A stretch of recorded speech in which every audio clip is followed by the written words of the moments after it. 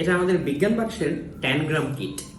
তো এই বক্সের ভিতরে কি আছে সেটা তো আমরা দেখবই, এর পাশাপাশি ট্যানগ্রাম জিনিসটা নিয়েও আমরা এখন একটু আলোচনা করব। তার আগে জিনিসটা দেখিয়ে নিই যে এটা কি। ট্যানগ্রাম হচ্ছে অতি প্রাচীন একটা পাজল। এই যে এখানে দেখা যাচ্ছে যে এর ভিতরে ছোট ছোট কয়েকটা টুকরা, বিভিন্ন জ্যামিতিক আকৃতি।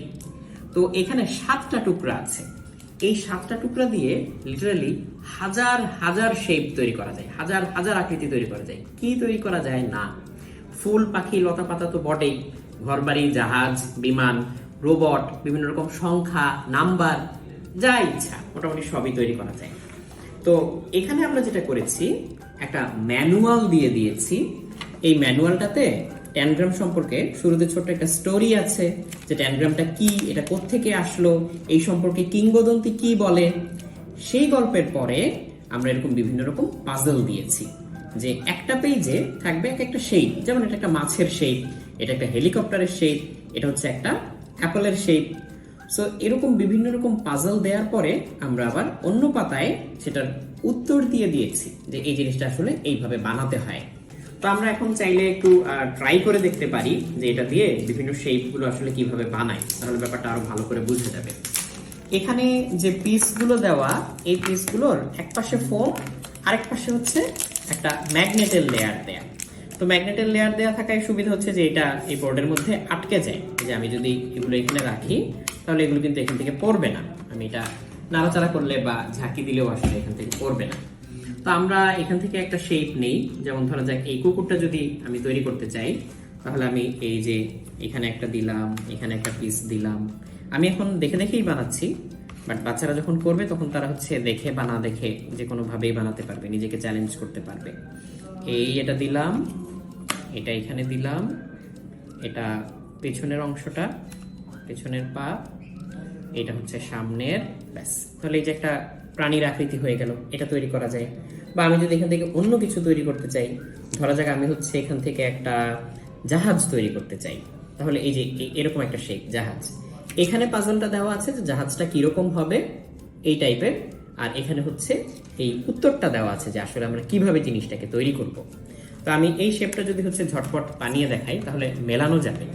যে এই আমি গোলাপি টুকরাটা দিলাম, লাল টুকরাটা দিলাম, এদিকে হচ্ছে বেগুনি টুকরাটা দিলাম। এটা অবশ্য এভাবে দিতে হবে, এই যে এরকম, এই যে। তারপর হচ্ছে হলুদটা, এদিকে এইটা, আর এই যে।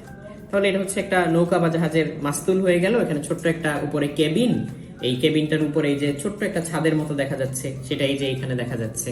এটা হয়তো নৌকার একটা দ্বার বা এরকম কিছু একটা বোঝাচ্ছে, সেটাও হচ্ছে এখানে এই জায়গাটায় চলে আসলো। কাজে এখানে কিন্তু আমি 7টা পিসি ব্যবহার করেছি। আবার এখানে খেয়াল করলে দেখা যাবে যে এখানে একটা ছোট বাড়ির ছবি আছে। এই বাড়িটাও আসলে ট্যানগ্রাম দিয়ে তৈরি করা যায়। মজার ব্যাপার হচ্ছে এখানে পিছনে যে ল্যান্ডস্কেপটার ছবি দেওয়া, এই যে গাছ, বাড়ি, এখানে একটা পাখি, এই সবগুলো আসলে ট্যানগ্রাম দিয়েই তৈরি করা যায়।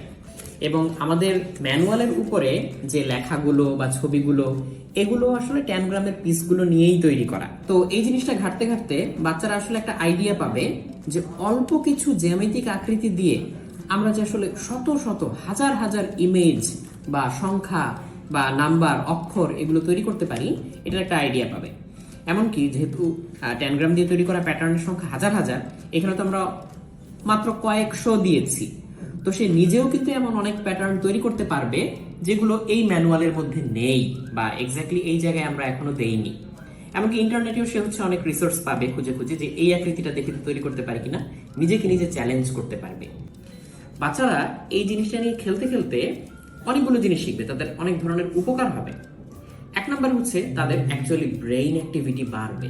কারণ কোনো একটা কিছু নিয়ে যখন আমাদের অ্যাকচুয়ালি মাথা খাটাতে হয়, চিন্তা করতে হয়, তখন কিন্তু ব্রেইনে অনেক ধরনের সিনাপস কানেকশন তৈরি হয়, এবং এই কানেকশনগুলো পরবর্তীতে সিমিলার টাইপের চিন্তা করতে আমাদেরকে কিন্তু হেল্প করে। তো এখানে চিন্তার উন্নয়নটা কিভাবে হবে? এই যে এখানে বিভিন্ন রকম জ্যামিতিক আকৃতি, এটাকে রিঅ্যারেঞ্জ করে এরকম কোন একটা আকৃতি তৈরি করার জন্য তার যে ব্রেন স্পেশিয়াল অ্যাওয়ারনেস বলে যে ব্যাপারটা আছে, সেই ব্যাপারটার কিন্তু উন্নতি ঘটবে। এর পাশাপাশি এগুলো যেহেতু বিভিন্ন রকম জ্যামিতিক আকৃতি, তো জ্যামিতির একটা প্রাইমারি হাতেখড়ি তো হয়েই যাবে। তার চেয়েও বড় ব্যাপার যেটা, সেটা হচ্ছে এখানে টুকরার সংখ্যা কিন্তু লিমিটেড, আনলিমিটেড না। ঠিক 7টা টুকরা, এর কমও ব্যবহার করা যাবে না, বেশিও ব্যবহার করা যাবে না। ঠিক 7টা টুকরা ব্যবহার করেই তাকে যখন একটা নির্দিষ্ট আকৃতি তৈরি করতে হবে, তখন কিন্তু এটা নিয়ে মাথা কাটাতে হবে। রিসোর্স ম্যানেজমেন্টের ব্যাপার আছে যে আমি যথেচ্ছ টুকরা ইউজ করতে পারবো না।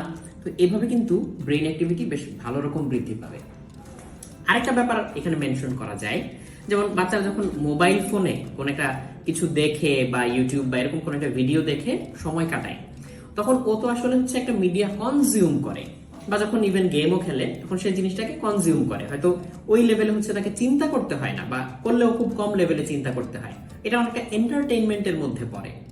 তো ওই সময়ে যেই রকম ব্রেইন অ্যাক্টিভিটি, আর সেই তুলনায় যখন ও কোনো একটা প্রবলেম নিয়ে চিন্তা করবে, ক্রাইসিস ফিল করবে, কোনো একটা চ্যালেঞ্জ ফিল করবে, সেই ব্রেইন অ্যাক্টিভিটির মধ্যে কিন্তু বেশ পার্থক্য আছে। তো এই পাজলগুলো নিয়ে চিন্তা করলে, বা এরকম ক্রাইসিস নিয়ে চিন্তা করলে, বা চ্যালেঞ্জ ফিল করে কাজ করলে ব্রেইন যে দ্রুত ডেভেলপ করে, এটা তো প্রমাণিত।